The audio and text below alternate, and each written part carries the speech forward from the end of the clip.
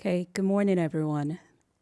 Good morning, and thank you so much for joining us today for this special conversation. Welcome to the Wilson Center. My name is Oge Onobogo, and I'm the director of the Africa program here, where through our research and convening, we work to address some of the most critical issues facing Africa and U.S.-Africa relations.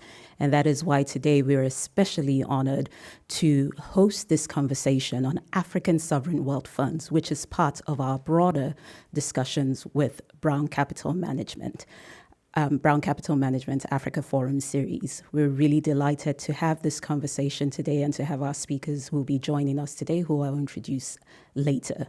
Unfortunately, one of our speakers is stuck in transit due to the bad weather that we experienced yesterday. So we're hoping that he will be able to join us during the conversation.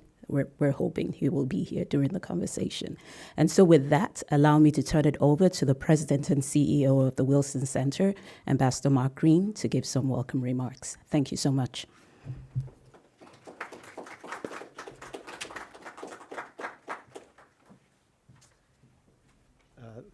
Thanks, Oge, and I will be brief, but building on what Oge said, we want to welcome all of you here. The Wilson Center, as you may know, is a unique institution in foreign policy. We're congressionally chartered, we're scholarship-driven, and as I like to say, we are fiercely independent and nonpartisan. That charter, I think, not only creates special opportunities for us, but special obligations. So I tell the team each and every day, we should not duplicate what others are doing. If they're doing good work, God bless them, let's reinforce it. Instead, we should look for those openings. We should look for those priorities. We should look for those topics and areas that we believe can present important opportunities and ways for us to add value. And that's exactly why our partnership with Brown Capital Management is so very important. Brown Capital Management has been really a leader in thinking about opportunities in Africa. As many of you know, I'm an Africa guy by training and outlook. I spent much of my career in foreign policy working on opportunities in Africa. And I think we all agree that the great frustration is that not enough people see Africa for what it is, a land of opportunity. We don't mean to be, but we are softly patronizing. We think of the African continent as being hopeless and helpless, as opposed to what it is, an emerging part of global leadership. This is Africa's time. The youngest continent, not only a ready source of labor, but a ready source of ideas and inspiration and private enterprise-driven solutions. That's why the Brown Capital Management Forum is so very important, because we explore these issues. We explore issues of investment. We explore issues of economic opportunity, from trade to what we're here to talk about today, the role of sovereign wealth funds in Africa's future economic development. So I wanted to make sure that I took this opportunity to thank Brown Capital Management. We are grateful to Mr. Eddie Brown, Mrs. Sylvia Brown, Mr. Keith Lee, and current President Robert Young III. Without their support, we would not be able to do this critical work. We would not be able to take up these opportunities. We're also excited to have with us here today as one of the panelists, Dr. Patrick Utomi. He is the new Brown Capital Management Africa Program Public Policy Fellow here at Wilson. And he will be spending the next 12 months with us driving our work on African sovereign wealth funds. It is now my distinct honor and pleasure to turn the floor over to someone who is no stranger to the Wilson Center, Mike Forster, the Chief Operating Officer and Chief Financial Officer of Brown Capital Management. He is well known to everyone here at Wilson, led us in so many ways for so long. Today he's playing a different role, representing Brown Capital Management. And again, Mike, I want to turn things over to you, but thank you for all that you've done for Wilson, and now in this new role, thank you for being here.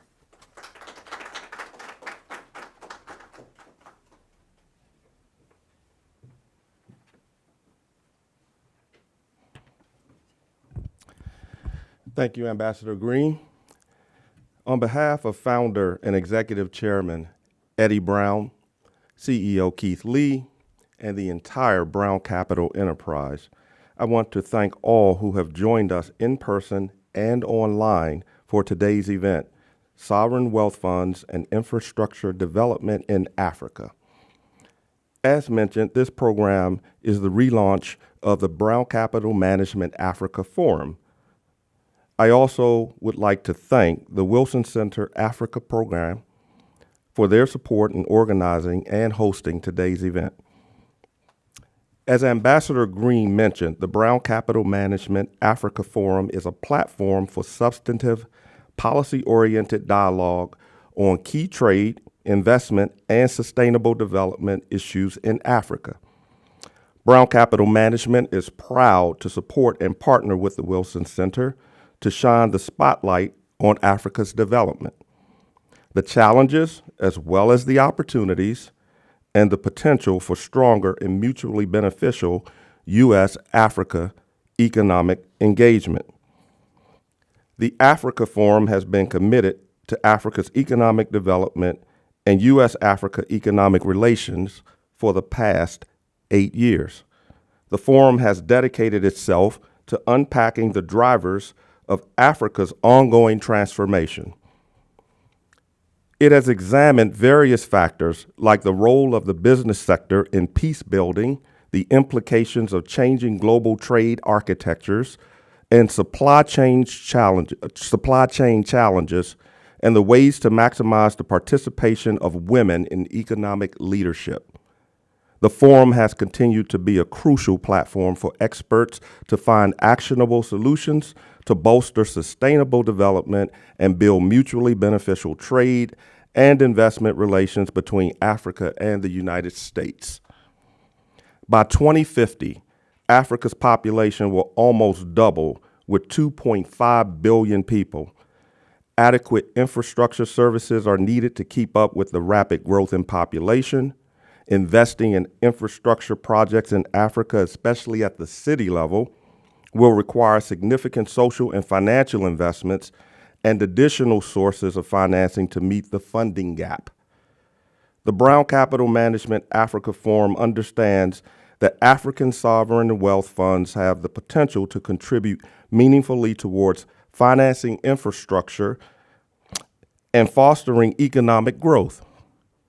We have renewed our commitment to further work on the African Sovereign Wealth Fund series through the Brown Capital Management Africa Forum here at the Wilson Center. The forum continues to be the premier platform focused on the needs, challenges, successes, and priorities of African funds. For that reason, it is a recognized source of analysis on African sovereign wealth funds and a trusted partner for government and fund managers to network and share peer learning experiences and lessons. I'm so excited to hear from our speakers today who will share their insights and their experiences on how sovereign wealth funds have been utilized in driving infrastructure development in Africa. I'm also excited to be home. I now turn it over to Oge.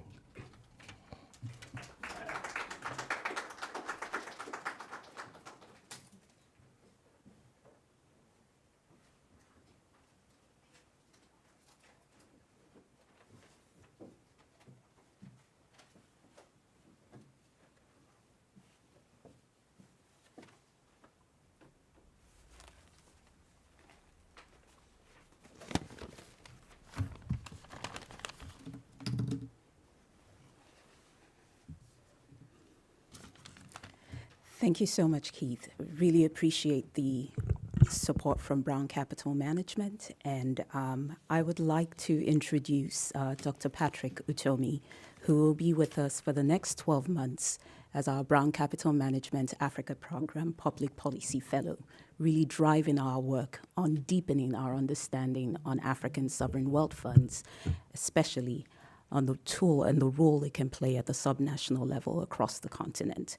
A brief bio on Dr. Utomi, who, for many who follow the the political economy scene in Nigeria or in Africa, he's no stranger to many individuals. Dr. Patutomi is a recognized Nigerian political economist and management expert. He's a senior fellow of the Institute of Management Consultants of Nigeria and also a former presidential candidate in Nigeria. He has served in public offices, at the highest levels in public offices in the private sector, as well as in academia. Served in senior positions in government, where he served as an advisor to the president of Nigeria, and in the private sector, where he was the first chief operating officer of Volkswagen Nigeria. He is a founder of the Center for Values and Leadership, a social enterprise organization dedicated to empowering Nigerians to make lasting contributions in areas of business, public life, and civil society. Dr. Otomi is also the chair, actually the first chair, of the African Union's Pan-African Private Sector Trade and Investment Committee, PAFTRAC. PAFTRAC is a unique advocacy platform supported by the Afri-Exim Bank that brings together African private sector and African policymakers to support extra and intra-African trade, investment, and enterprise. Dr. Otomi, we are delighted you've joined us here today for this conversation, and equally delighted that you will be spending a year with us here at the Wilson Center. I'm pleased to be here. Thank you so much. So we're going to dive right into the conversation. And as I mentioned, for those who are just joining us now, our second speaker is stuck in transit and should be joining us towards the end of this conversation, hopefully. Prof, so you currently serve as the chair of PAFTRAC, in fact, the first chair of PAFTRAC. And as I mentioned, this is a unique platform, a unique advocacy platform. We haven't seen something like this on the continent before. And it seeks to bring African private sector and African policy makers together to support intra-African trade. Do you see sovereign wealth funds, or what place or what role do you see sovereign wealth funds playing in a network or a platform like this? Well, thank you so very much. I am actually not the first chair. I'm the first active chair. First acting chair, sorry. There's some history to this. Babakan Diaye was president of the African Development Bank, and I had some collaboration with him in the creation of the Africa Business Roundtable. For some reason, that effort to bring private enterprise together with the work of the African Development Bank to drive policy choice on the continent didn't quite work out as NDI intended it. So the Afri-Exim Bank took the initiative of creating an alternative platform. Again, I got roped into it, and the former president of the African Development Bank, William Mugomba, was elected the first chair, but he couldn't get going before he passed. So I was then appointed chairman of PAFTRAC. But PAFTRAC seeks to play a very important role because, as you mentioned in your early comment, we tend to act in silos. We have people from the public sector who go to meetings and sign agreements that will be implemented by private sector people without consulting private sector people at all. And so we have a chaotic policy arena. And so to kind of bring some order, the leadership of the multilateral agencies in Africa thought that there was the need to get a private sector which could help make input into choice by African heads of state that can drive development on the continent. And so in that role, I have been associated with the survey that PAFTRAC carries out of the African private sector to look at what challenges Africa the most and how the private sector can stimulate counsel to political leaders in making choices that will facilitate growth and development. In the area of sovereign wealth funds, what PAFTRAC has tried to focus attention on is the fact that we tend to overly look at central government, whereas subnationals are closer to the people, feel the pain and the needs a lot more, and that some attention to subnationals can truly do more for savings and growth. Now, there are a couple of African countries that have quite interesting experiences with how this has evolved, the trajectory. I can give examples from several parts. Maybe I'll take Nigeria and Botswana as perhaps contrasting examples. Many people forget that Botswana, between 1968 and 1980, was probably the fastest growing economy in the world, driven essentially by diamond exports. But Botswana had the good thinking to recognize that that natural resource belongs to all generations of Botswanans, those alive today and those who will be born in 200-300 years. And so their strategy was to essentially create a future fund and save a significant part of this. And the Pula Fund, as most of us have come to know it, has been really the mother sovereign wealth fund on the continent of Africa. In Nigeria, we've traveled a slightly different track. Well, first of all, what I like to call a dangerous alchemy of the convergence of soldiers and oil led to, if you will, a centralization of decision-making in a way that's different from the start of the country as a federation. When Nigeria started out as a federation, most of the development was driven from the subnational level. And in fact, there was competition between the subnationals on who would most bring progress to the people. Someone who this center knows very well was a big part of this center, Howard Wolpe. Howard Wolpe wrote a book with a colleague back in the 1970s on modernization in Nigeria. And they essentially, Robert Melson and Wolpe tried to make the point that there was an ethnocentric view of, say, the Nigerian Civil War as warlords, tribal. But essentially what was going on in Nigeria was nationality groups were competing one with the other about who would most bring progress to their people. And they call this phenomenon competitive communalism. And this phenomenon was responsible for the dramatic growth between 1956-57, when self-government came to Nigeria, and the mid-60s.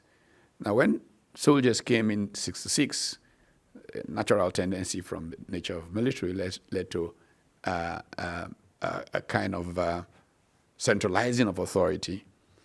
And oil becoming now a major factor led to the soldiers really feeling that they didn't have to account to anybody. And this led to a prebendal culture, as Richard Joseph writes about. This prebendal culture, where the center basically hands out prebends to the subnationals, led to the subnationals forgetting their traditional role as the primary drivers of development. And this has hurt Nigeria quite a bit in terms of growth. Mm-hmm. So the experiences of Nigeria and Botswana contrast significantly, and we can talk some more about all of this. So why don't I pick it up from there as well, where some will see that there might be a challenge, or there is a challenge when it comes to a perceived challenge on the continent when it comes to raising capital investment for infrastructure. Do you see this changing? Has it changed over time? You've gone back in history. You've looked at what has happened in Nigeria over time and several other countries. But do you see things changing on the continent in terms of mobilizing investment for infrastructure from within? Right. In some sense, there's been a weakening of the approach to infrastructure development on the continent, in my view. back in the 50s, there was an economist at Columbia, Ragnar Knoxe, who became quite famous for his mantra, capital is made at home. There's a tendency, I think, in the evolution of post-colonial Africa that the sense of we're too weak to provide infrastructure. Capital should come from elsewhere to provide infrastructure. Spoiled an understanding of how, if you will, national savings can drive infrastructure. Of course, capital can come from elsewhere, but it's easier when that capital piggybacks on, domestic capital. And then the more important challenge is the risking, the environment, the engagement of foreign capital, because there's a perception from outside of risk that may not match reality, and somebody needs to intervene in that regard. Here, Afrexim Bank has particularly tried to play a role. It's probably invested more than, or lent around investments of more than $60 billion in infrastructure development across the continent. But its primary role is to facilitate investors from outside becoming more comfortable with Africa risk. And I think that sovereign wealth funds have come to be a useful tool in that regard if they are properly managed. Because the big challenge with sovereign wealth funds is that you cannot be certain how the politics will play out and how successor governments manage sovereign wealth funds. And that's why governance is so important in this arena. I'm really sorry that Peter Obi is unable to be with us at this point, because one of the points I'd like to make about his tenure, when Peter Obi was elected governor of Anambra State, they could hardly pay salaries. I mean, the schools had been shut for like 2 years, and so on and so forth. And within a few years, he was able to get to a point where he saved billions of naira. Not only did he begin to do all those other things, salaries, but he saved significant amounts of money, created a basic subnational sovereign wealth fund. Sadly, and maybe he would have explained that better if he was here, that money disappeared very quickly after he stopped being governor. And this is why governance is really so important with these funds. So let's pull on that string on the Anambra example that you've laid out, because we really want to look at, sovereign wealth funds as a tool to drive infrastructure development at the subnational level, not only across the continent. Really, subnationals at the city level, at the village level, these are the closest, and they have the most immediate impact on the daily lives of citizens on the continent. When we also look across the numbers and just in terms of population growth, 10 of the world's fastest growing urban centers are going to be on the African continent. So increasingly, we will want to see the subnational levels playing a much better role in trying to ensure that they can drive or access investments in infrastructure, in developing infrastructure. And then when we also look, as we had discussed earlier, the new U.S. strategy towards Africa also calls for a rebalancing towards urban hubs.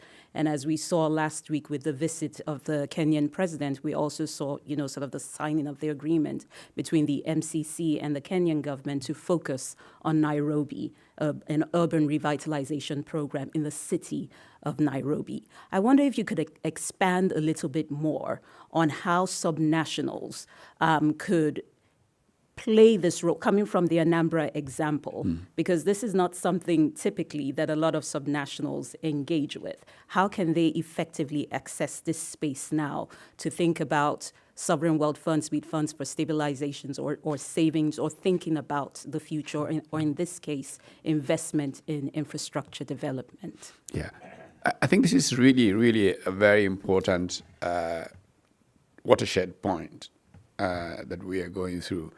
Not only does the Anambra example show us something, but the call for decentralization in the structure of politics in Africa. I think generally in Nigeria, there's a lot of talk about it, but once people capture the center as it is, because state capture is a big part of the challenge of politics in post-colonial Africa, even when they were advocates of decentralization, they become less enamored of moving quickly down that track.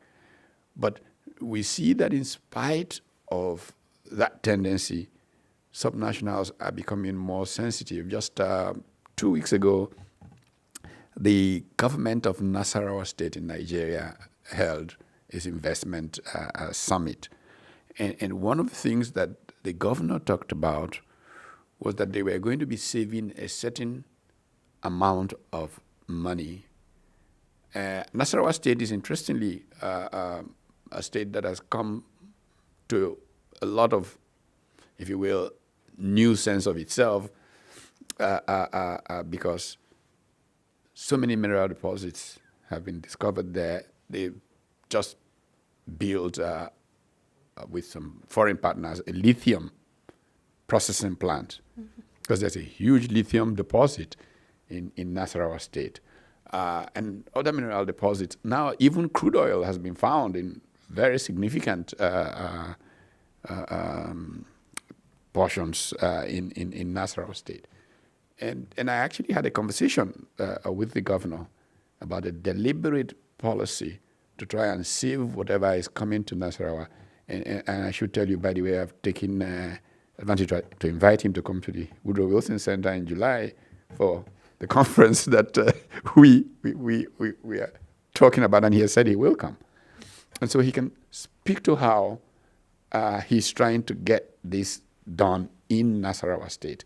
And I think that with this new kind of thinking, if that competitive mindset that Wolpe and Melson had talked about begins to return to how subnationals engage, we may see stronger subnational sovereign wealth funds. And then another point about cities, strong cities.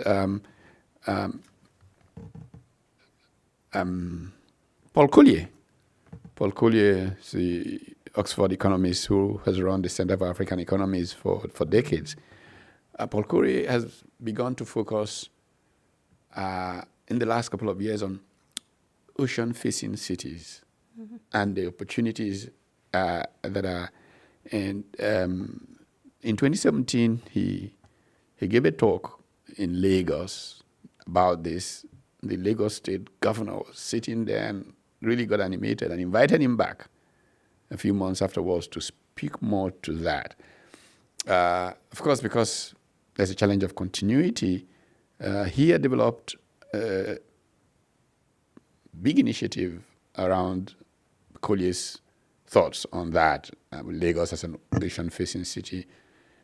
His successors may not have picked up on those ideas, but enough of these ideas are coming to people who are getting into leadership positions at those subnational levels that I think we're going to see a lot more activity.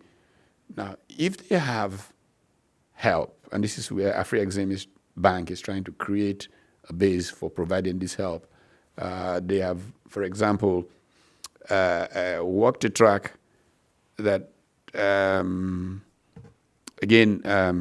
Justin Lin, who was chief economist here at the World Bank, coming from China, has suggested to focus on their latent comparative advantage, where they can look at value chains and invest in those. And Afri-Exim Bank is trying to encourage industrial clusters and parks at subnational levels and is providing them support to make that happen.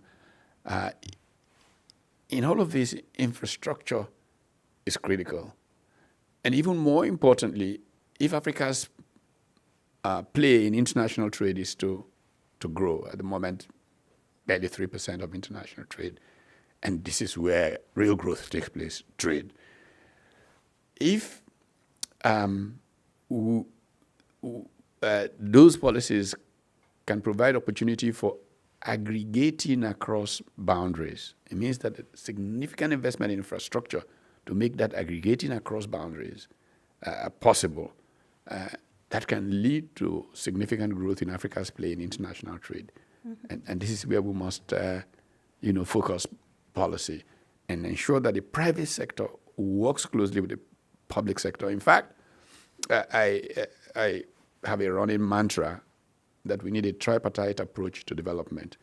And then there was actually a conference in Nairobi in 1985, was sponsored by the Aga Khan Foundation, to take a tripartite approach to development where the private sector, the public sector, and what they called back in those days PDAs, private development agencies, the social enterprise sector, can collaborate in such a manner that each sector drives what is more effective at doing with a clear common goal of development.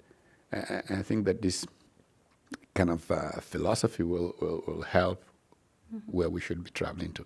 Okay. So you've spoken about Afri-Exim Bank, but I wonder if you could talk more about, and you also talked about, the perceived risk of investment at the subnational level.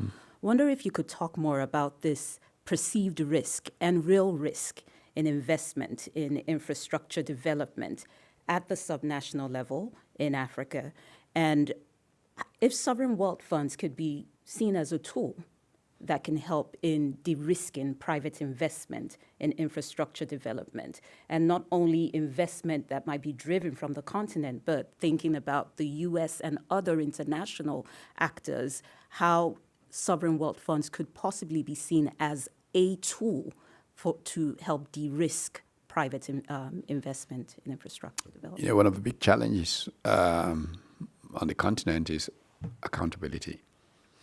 A lot of effort is put into trying to hold national government accountable. Sometimes not very successful, but there's very little that is done regarding subnational level accountability. And a good part of the resources that get filtered away happen at the subnational level. Now, if the idea of a sovereign wealth fund brings more discipline into the thinking at the subnational level, and part of what that does is that it will enable those who are trying to facilitate the risking. Because you see, risk is a matter of perception. If you're here in Washington, you don't know what is going on out there. There's an assumption that you're dealing with a bunch of bandits. I think that many years ago, one of our development scholars, I think from out of Harvard, actually wrote a book, Tropical Gangsters. Kids Guide. I think it's the Tropical Gangsters. So a perception that you're dealing with a bunch of tropical gangsters determines how you price a facility, for example, that is going in there. But if the discipline of a sovereign wealth fund that is well managed is part of this international movement of sovereign wealth funds, respect Santiago rules and all of this, it brings more confidence. And so subnationals can then access capital at more competitively priced rate and help development. And again, one of the points that I'd like to make around this is that in many parts of the world, at least in some parts of the world, infrastructure was significantly provided by the private sector. If you go to Australia, most of what is public infrastructure, railroads and all of those, were actually provided by the mining companies. Mm-hmm. They became public later. But you look at the vast natural resources in Africa, and private companies, the mining companies, are not providing that infrastructure as they did, for example, in Australia. It shows that there is a certain perception of risk that is problematic here. And how do we work through that? I think that as more conversations of this nature take place, as roles played by the likes of the multilaterals on the continent increase, the perception of risk may. And a couple of years ago, I was a guest of the government of Australia, traveling around the continent as it is, and I visited the G20 infrastructure hub in Melbourne. And part of the reason that they were set up was that they go in and help advise local infrastructure regulatory agencies on how to facilitate private investment in infrastructure in their countries. They told me they were very disappointed in trying to deal with some of the agencies in Africa who did not show enough interest or understanding of the fact that a good deal of infrastructure comes now from private sector provisioning. I joked about visiting the Philippines, in 1998. The joke was the Philippines is a sick man of Asia, but I nearly went deaf because of all the banging away at, construction around. And I said, well, this sick man managed to find some money. It's almost all private capital. Mm. And we need to make this to happen in Africa. So I think that the possibilities are tremendous. Mm-hmm. We can take advantage of the moment. Thank you so much. Just want to let the audience know we can start getting our questions ready now. There's several questions that have come from some of the thoughts that you've laid out, Prof. But before I turn to the audience for questions, I really want to address the elephant in the room when it comes to sovereign wealth funds, and that's the question of governance. Ultimately, at the end of the day, these funds are going to be managed by the government. And so for many, it's, I guess, that risk of just the lack of sustainability or continuity, there is a concern, and a real concern too as well that many have. So what are some ideas that you could propose or recommendations when we look at sovereign wealth funds and how this could be managed by different governments to ensure sustainability? Yeah. Well, I think that one of the first things that those who set up such funds should think about is of governance systems that essentially make the people the owners. The agency function is a challenge one in post-colonial Africa. But there is a structure of governance in which elements in society, again, it comes back to my tripartite approach, whether it's from social enterprise, private sector, with enough balance that you have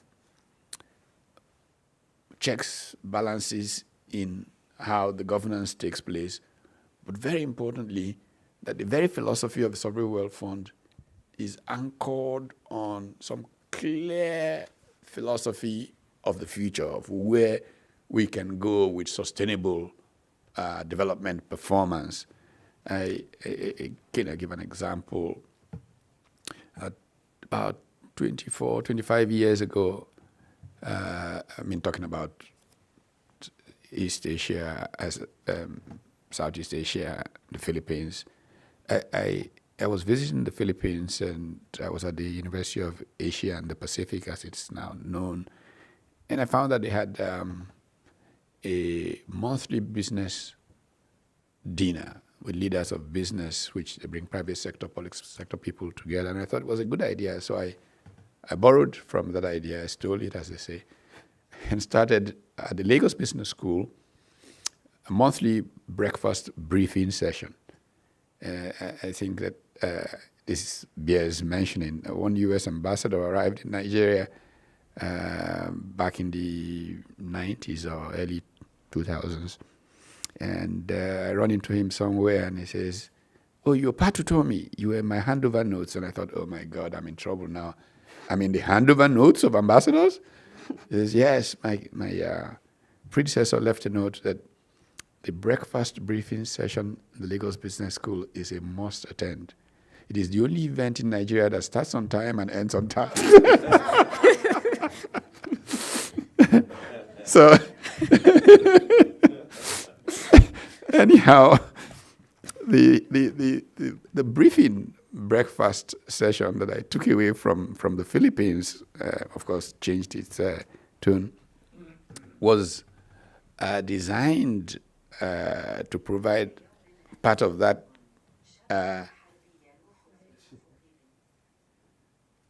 Somebody wanted me about something. Those handover notes.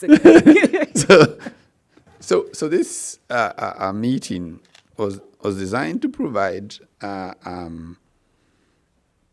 context that, people who are really pillars of the economy can engage in. And so at one of them I was projecting what we should be doing.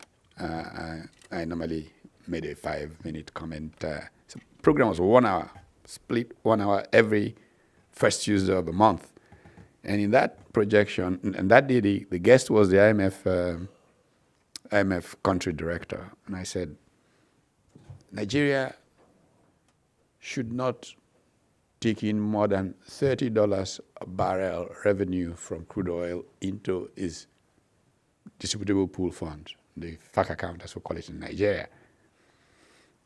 Everything above that, up till $50, should go to a stabilization fund, so that if oil prices drop to $8, $9 as they did in 1998, you could keep the budget running on $30 without a break, because you can draw from the stabilization fund. That everything above 50 should go to a future fund, so-called sovereign wealth fund. And the IMF gentleman said, well, we're thinking like that. You don't need me in Abuja. People should be able to take these kinds of advice and work from it. But what was interesting was when I was making those proposals, the state governors were very upset, very, very upset with me. I was part of the team that put some of the policy framework for the government of Lagos at the time in place. And the Commissioner for Finance, who's Minister of Finance today, came to me and said, how can you be encouraging them to take our money? That's taking away the money of the states. And I said to him, Wale, come on. You should know that it's like a mutual fund. Lagos State's proportion in that saved money will always be. And if you can draw on the fact that you have that reserve, you can use it to strengthen your capacity to actually borrow. If you can implement the money that you've borrowed in such a way that it will allow growth, it will strengthen your financial system. And he kind of like, okay, but they're taking our money.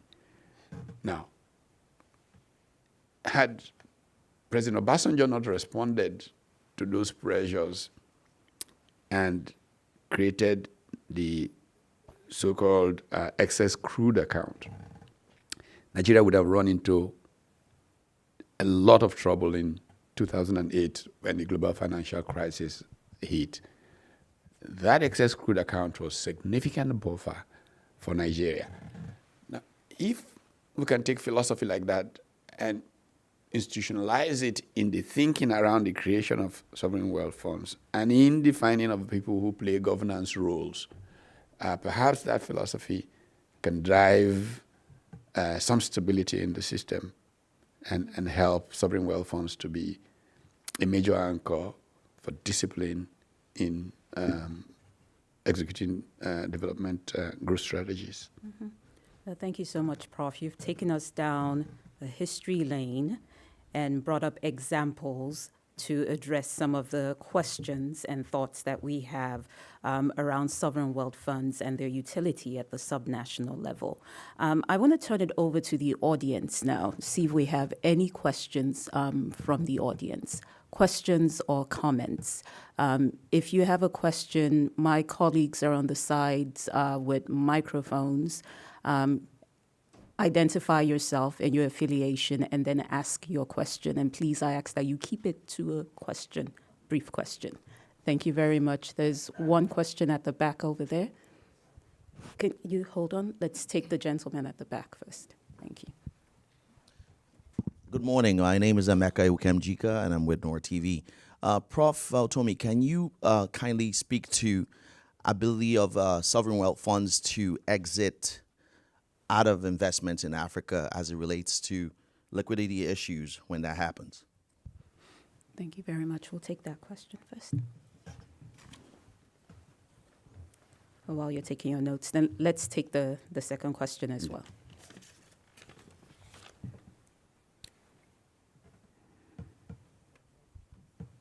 Hello, everyone. My name is Samuel Leah. I'm a current graduate of Tulsa University, and my grandfather was an Eze from MBC. My question is, based on your understanding, how could Nigeria get rid of corruption when it's from the top to the very bottom? What would be the cure? Prof, do you want to take those two questions before we do another round? All right. Now, liquidity is such an important part of the challenge in managing a sovereign wealth fund. And again, the skills of the managers really important in this regard.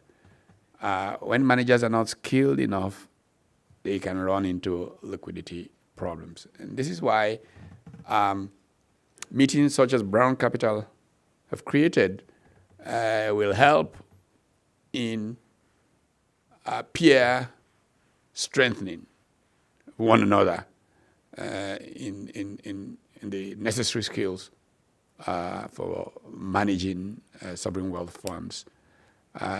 Because it is given to conservative, if you will, approaches to preserve, secure that future, it is very easy to run into a liquidity challenge in terms of the investments that they go into. But I do think that if they are funded appropriately and the managers are skilled enough, they can deal with those issues of liquidity a lot better. I think that part of the challenge that most of these funds may face is that the tendency to appoint cronies to run government agencies will lead us to having people not appropriately skilled for managing those challenges. And that's really what we have to watch. And that's part of the whole governance apparatus thing. You know, those in the governance process must be able to insist that those who are appointed to run these agencies have enough skills to manage them well. Unfortunately, what has happened at the Nigeria experience is probably the most telling. Today in Nigeria, people don't believe that you need any skills to do anything. Just get appointed. You know, if anything that happens, this new government, appointment. Everybody's talking about appointment. Do you have capacity to deal? What is capacity? Just appoint me. So we need to really manage that if we're going to go anywhere in these matters. And then Okay. the gentleman had the question on corruption. How to? Oh, yes, corruption. Yes, the big elephant in the room. I have a mantra that has it's coming out of my nose, ears. Everybody around me has heard this 1,000 times. Values shape human progress. People make light of the cost of corruption. It is very, very costly for any society, extremely so. You cannot predict the outcome of a transaction if people can, in a discretionary manner, act any which way. It therefore just balloons the risk. And so managing corruption, I mean, one of the things that I get beat up on quite a bit is that I somehow suggested that General Buhari may make a good president. And all I said was, if all he does is stop corruption, because he made a lot about corruption, if all he does maybe is better than, we didn't have much of an option anyway. But sadly, the Buhari regime turned out to be perhaps the most corrupt in Nigerian history, in my view. So corruption matters. And corruption is not just about catching the thief. Corruption is about systems that even prevent you from thinking about being corrupt. It's about committed citizenship that says, no, you can't do that and get away with it. And so people are blowing whistles all over the place. But very importantly, it's about ensuring that people are not led into temptation. What do I mean by people being led into temptation? If you pay a policeman a wage that doesn't actually take him from the office home, and you give him a uniform, you're giving him the right to bully anybody that comes by his way. And so he extorts. And so, part of our teaching, because at the Lagos Business School, ethics is central. Whatever it is you study, ethics is central. And so people come and say, look, but this is extortion. It's like a man puts a gun to your head and says, your money or your life. You say, I don't believe in giving people what does not belong to them. So shoot me. So we have to create the conditions that makes it easy. And I, one of the reasons that I enjoyed reading the book, The Fix. It was about how countries dealt with peculiarly challenging problems. How did Singapore get rid of corruption? I've traveled quite a bit in Hong Kong. Why did the Hong Kong police go from being a very corrupt police force to being an amazing police force? And I believe that there is enough example that we can implement to reduce corruption anywhere in the world, including in Nigeria. Thank you very much, Prof. Okay, so we have quite a number of, okay. So let's take this two here first. The two here first, the gentleman here and the gentleman with the hat, and then we'll come back for the next round of questions. Thank you very much. My name is Matt Mogeku. I'm a retired professor of journalism. I just have a quick question for my brother Pat. It's two in one, so pardon me. Whenever I hear about wealth, what comes to my mind is access to that wealth. And what comes to my mind after that is the differential access to that wealth. And what finally comes to my mind after that is conflict. Because there's differential access, whether it is sovereign wealth or any wealth at all that is supposed to be for the people, there's differential access. What do we put into this establishment of sovereign wealth that will reduce the tendency for conflict? And the second part is, I know you were first a journalist before you became a political economist. I'm into peace journalism now.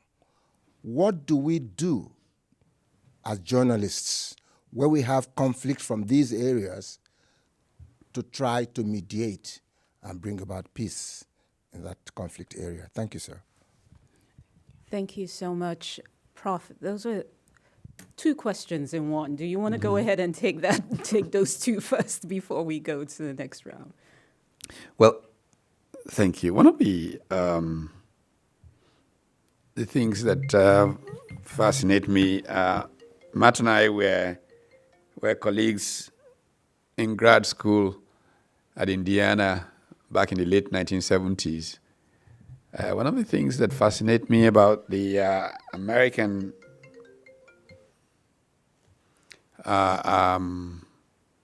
example is the fact of opportunity and access and conflict. I find that part of the reason that, in spite of everything, I mean, it's not a perfect society, conflict is reduced in America is that opportunity beckons. You really, I mean, challenges have been changing. Talking about journalism, I told a story. When I first came to go to grad school here in 1978, I mean, we were lucky if we had a friend who could make some money driving a taxi. It was, you know, it was and the first warning I got arriving in Indianapolis to be careful of Martinsville and driving through there. But I come to visit, and I'm in Chicago, and I'm watching television, and I'm not sure I'm in Lagos or Chicago, because the anchor has a Nigerian name, and all of that. Access, opening up opportunity to people for the interests of all, not because you love or hate them. Because I think that the reason access is open is this is talent, the economy needs talent, and those people grow.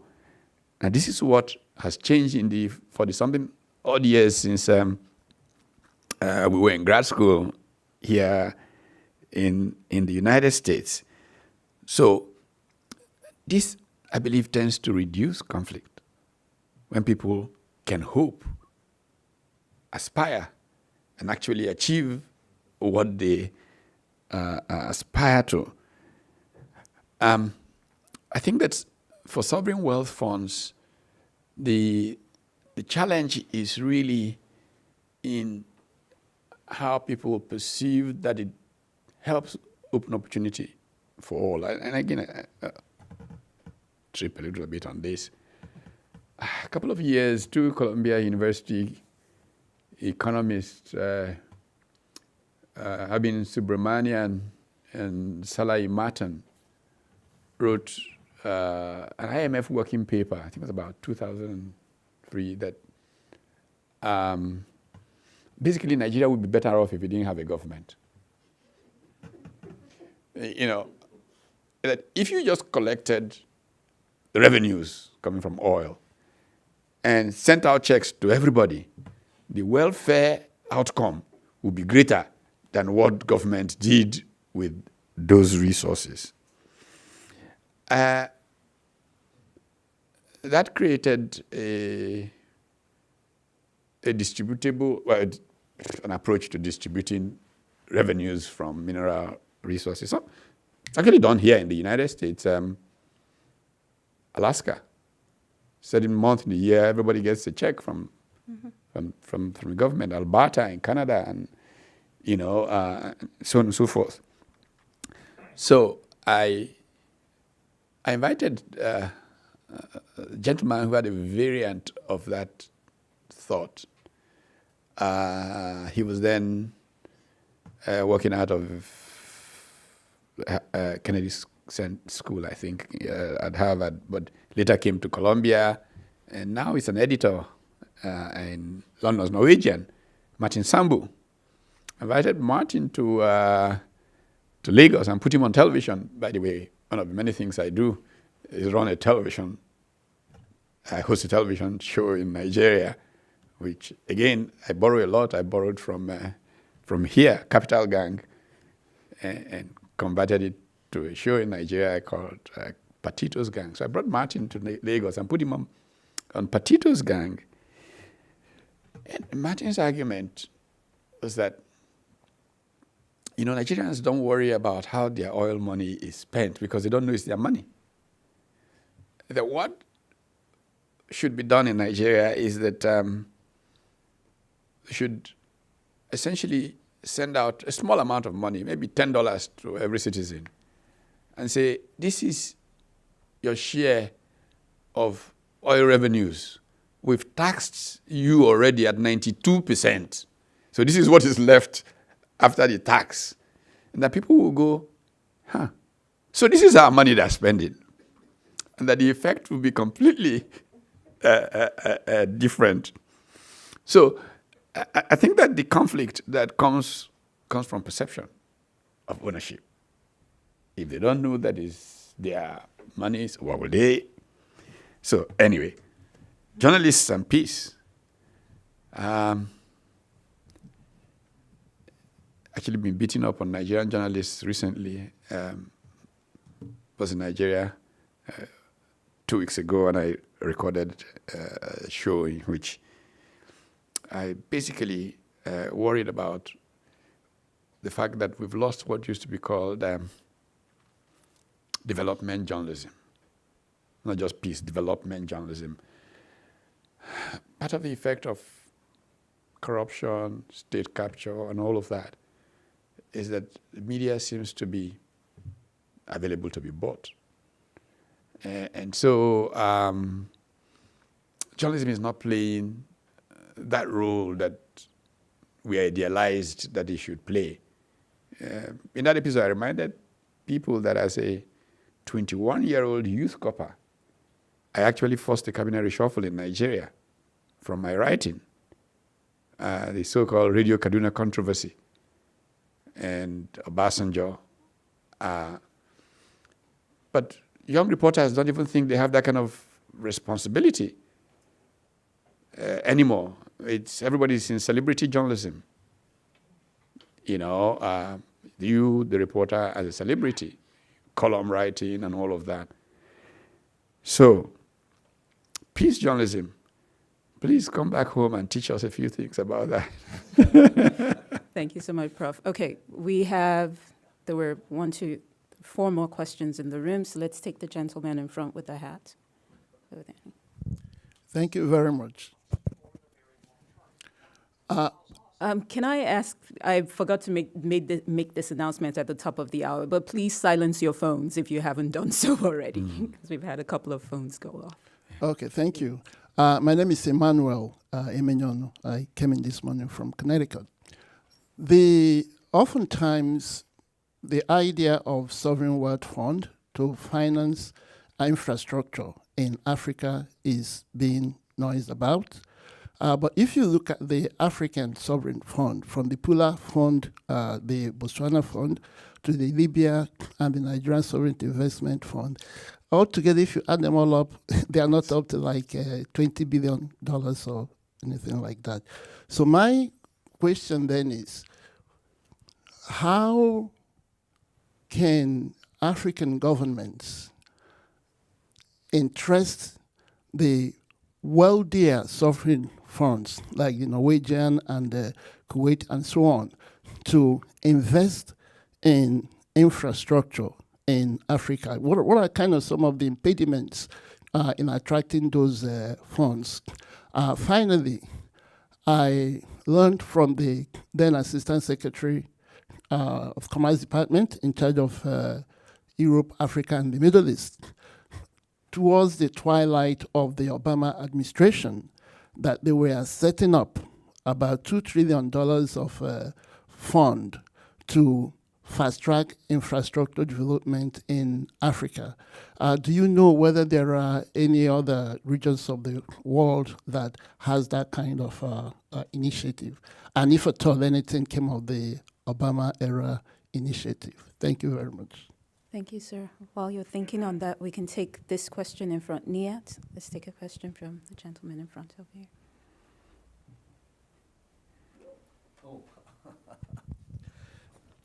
Thank you for the invitation. I'm Ghias Naqshbandi from American University in Washington, D.C.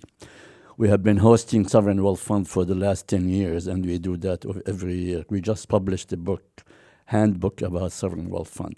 What I don't understand over the years, just to put some numbers for the audience, that the Sovereign Wealth Fund, you are talking about $12 trillion plus minus.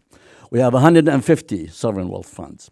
What I don't understand, that even though I attended the Botswana meeting in the years, but basically the African sovereign wealth fund represent less than 5% of the world.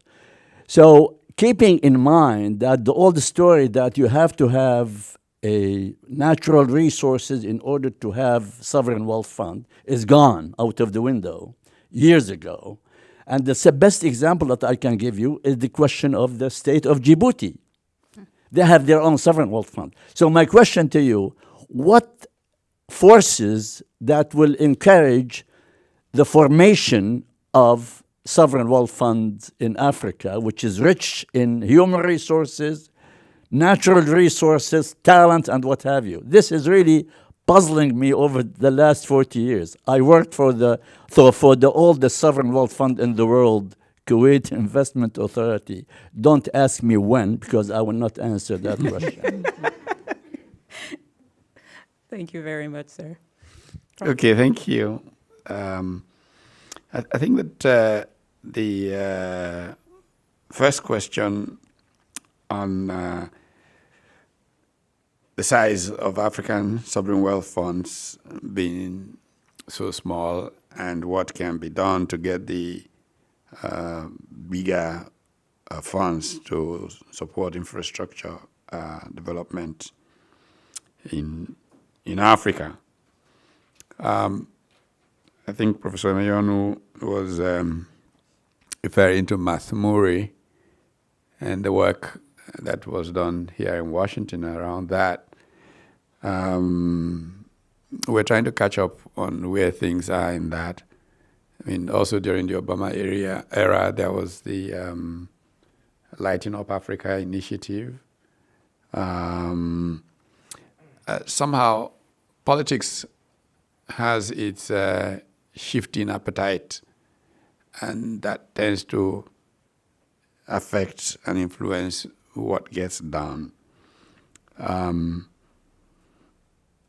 I think that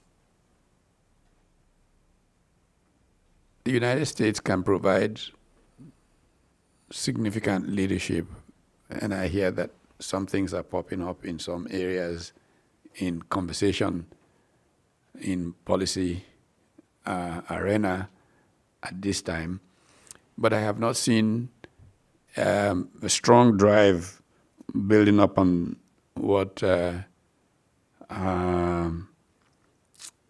then, I think, Deputy Assistant Secretary of State Matthew Murray and his colleagues were working on. Again, one needs to build a coalition of the interested to try and perhaps create a narrative that increases a sense of urgency around those. I think that what has happened, unfortunately, and Ambassador McGreen was hinting at it, I think, in his remarks, is that as efforts have shifted more and more towards humanitarian assistance in a world that is full of tragedies right now, development assistance is suffering. And so keen initiatives like those and in getting the kind of value that they should bring has not managed to gain the traction that it should. But this is a very short-sighted thing. I mean, let us look at our planet and look at where it is going to be able to assess the reasonableness of helping get infrastructure going in Africa. Africa is a very young continent in an aging world. Africa is a huge, vast, open territory of all kinds of opportunity. A great deal of where this planet will be looking 50 years from now will be rooted in Africa. Is it not wisdom to actually work to ensure that the possibilities flower in a way that benefits the whole planet today? And so this is part of what I think is happening with the dominant narrative. I had the pleasure a few weeks ago of being at a meeting. I think it was a Brookings initiative on China in the US. And there was some frustration at that meeting about the narrative that drives China-US relations and the fact that the nature of domestic politics can somehow push people into corners and tensions that should not probably reflect the realities that different kind of relationship would engender. And I made a small contribution, which I said, again, turning to this, politics is politics. The reality of what politics will create is there. You can't help it. The politician who wants to sound tough on China in the US, he has to respond to those so-called domestic pressures. But what is academia, knowledgeable civil society doing to shape a different narrative and make that available? Maybe it's the same thing with Africa. Mm-hmm. I do not think that there is enough work by social enterprise, intellectual sector to create a narrative on Africa that actually serves the U.S. greater long-term interest. Mm-hmm. And this is a big challenge, and we have to work at that. Okay, so, Prof, on that point, to the question on what could be the force, as you said, the gentleman in front said, okay. Sovereign wealth funds on the continent. Well, I think that the key is good governance.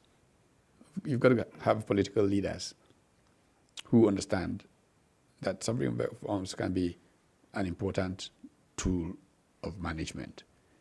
I think that right now, many of the political actors are limited in their understanding of wealth creation to start with. They are focused more on power and the benefits of capture, state capture. And so a new kind of politics, and it's got to fall to the citizens. What are citizens doing? What's the diaspora doing? I think that a very critical role for change in Africa is that of the diaspora. And if you look at the last century, Japan, post-Meiji Restoration, the role of the diaspora from Germany particularly, and then you look at India rising, China rising. I think that the African diaspora needs to do a lot more to shape the way the continent makes its choices. And this is something that we need to really hang on to. Thank you, sir. So we have one last question in the back. Oh, two questions. So let's take the gentleman first, and then we'll come to you, ma'am. Thank you very much. My name is Jeff Sampong. I'm a recent graduate from Johns Hopkins, SAIS. My question borders on governance. I think that's the the big elephant in the room. And specifically, I want to talk about the abuse of the sovereign wealth funds in Africa and the need to ring fence it. If you look at what is going on in Africa right now, we have not less than 20 African countries in debt crisis, because basically we have been funding our infrastructure with debt, and it's not sustainable. So my question is, do you think a constitutional amendment it's kind of a plausible way, or Africa should move past just creating these sovereign wealth funds with act of parliament and maybe enshrine them in the constitution? For example, in Nigeria, 5 years ago, IMF Fiscal Monitor ranked Nigeria as the second worst user of sovereign wealth funds. In Ghana, a government wanted to divert part of the minerals income into security, as a collateral for debt. You know, there's been so much abuse. That is why the professor said that, you see, if you look at the size of our sovereign wealth funds, it's not growing. So do you think African countries should look to enshrining the provisions, the governance of these funds into the constitution, so that it prevents successive government from abusing it? Thank you. Thank you, sir. Let's take your question over here. Good afternoon, Professor. I'm Nema Bird. I'm working with the U.S. International Development Finance Corporation. My question would be, in terms of prioritization of these sovereign wealth funds capital, could you talk about focusing on investing in the private sector players, so the manufacturers, the construction companies, the service providers that would actually implement these infrastructure goals? Okay. Well, you know, there's a sense in which sometimes in Africa we think that every problem will be fixed by a constitution. Constitutions are living documents. Again, if you don't mind my saying, it's one of my great fascinations with the United States Constitution is how small it is. And it's been around for so long, and with so few amendments. I like to say that I once challenged the thinking of somebody whose work I generally respect, Neil Ferguson. Neil Ferguson is the English, not British, he's not English, he's I think Scottish, British historian who wrote the book Civilization, the West versus the Rest, 6 Killer Apps of Western Power. He makes a statement that the making of the US Constitution is probably the greatest effort in institution building in human history. I thought, that's too generalized, a historian should not make these kinds of statements. After many years, I came back to agreeing with Ferguson that he was probably quite right. And the truth of the matter is that the Constitution is as good as the people who implement the Constitution. Mm-hmm. You can write anything you want into a Constitution. The people want to throw the thing away, they will throw it and do whatever they want to do.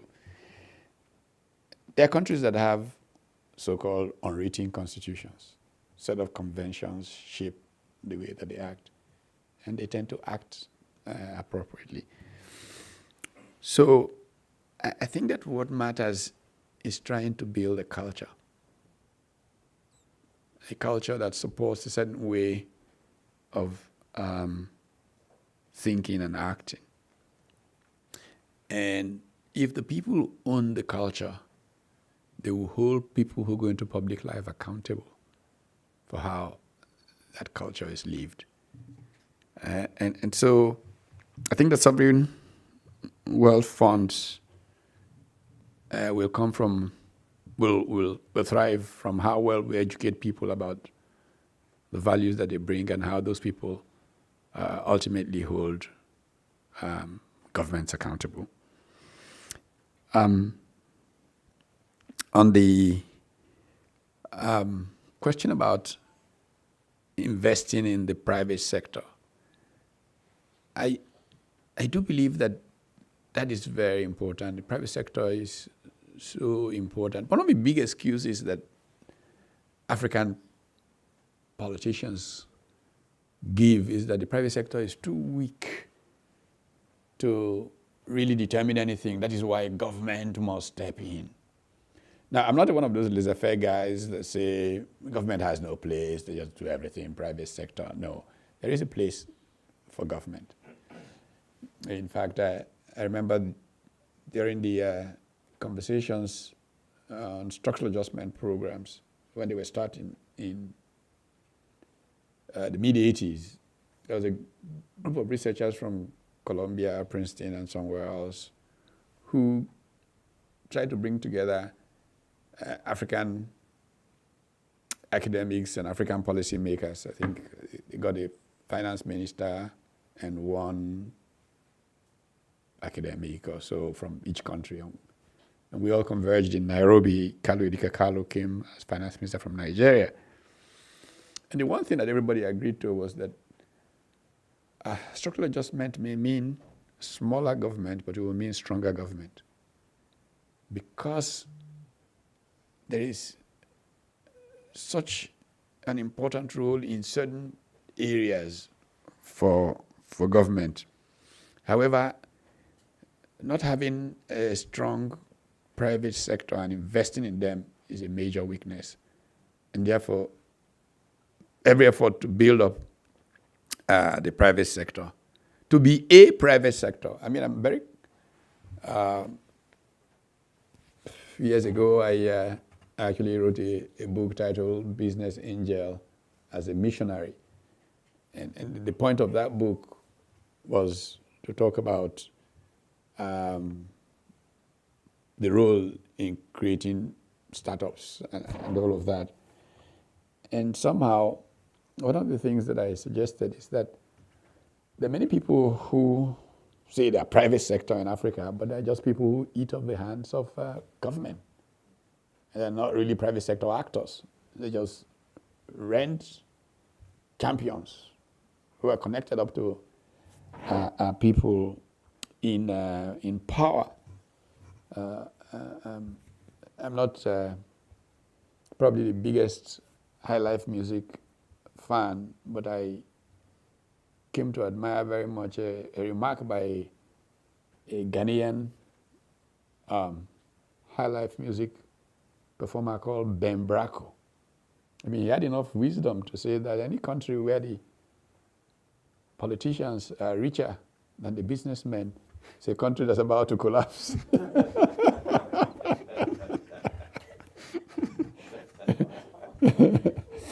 And the truth is that we need to build up the private sector because it does provide creative, independent action that can help. Thank you. Thank you very much, Prof. Still have, well, I can take just one more question. Okay. Good afternoon. My name is Edward Ilechukwu. I run a non-for-profit in New York that advocates for the education of the girl child in Africa. I must say that I've really enjoyed this discussion, but I'm looking at how we can bring it to a bigger platform. Take, for instance, how does the African Union, how can we bring the African Union into this discussion? I mean, the African Union has an ambassador to the United States. And I would think that African economies, which are being run by presidents in Africa, we have to start thinking of a way to get them involved in this kind of discussion. So, Prof, if you can call it a suggestion, even Oge, to get involved, the African Union here in Washington, maybe send an invitation, have a bigger platform to discuss it, and that way I mean, even if we're not sure that the presidents, of these economies in Africa are going to buy into these kind of discussions, but, some way, somehow, we might be able to, get some interest from a few of them that are interested in, stuff like this. Thank you.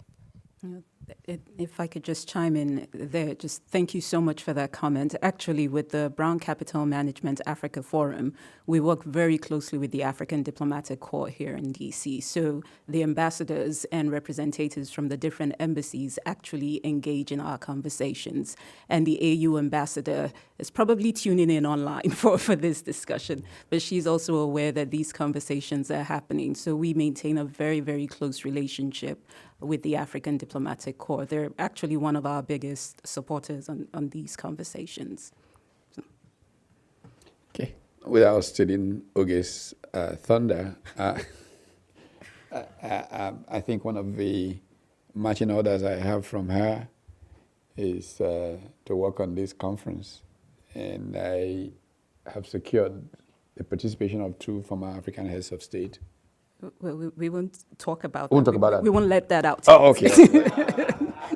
Okay, so.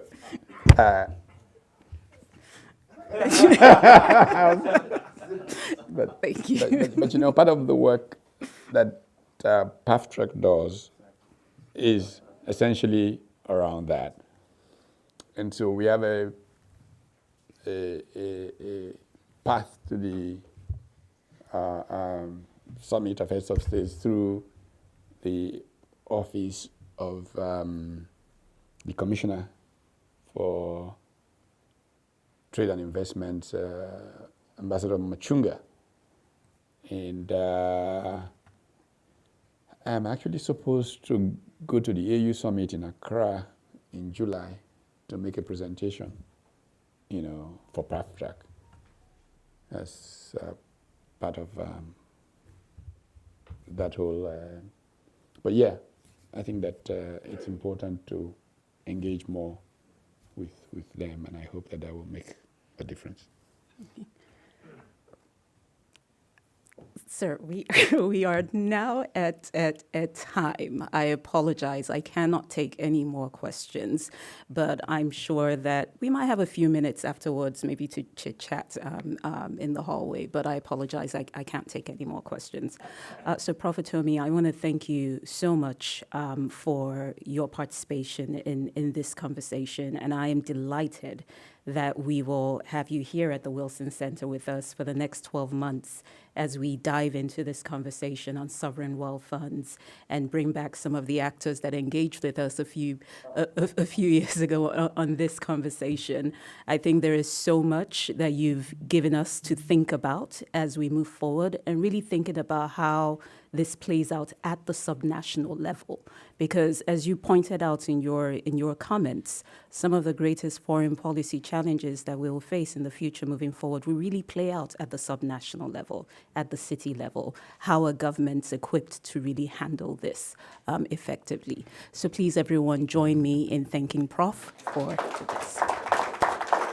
And I'd also encourage you all to please check out our website, the Wilson Center website, the Africa Program section, for information on the Brown Capital Management Africa Forum, as well as publications that we've had over time on different discussions we've had and on sovereign wealth funds as well.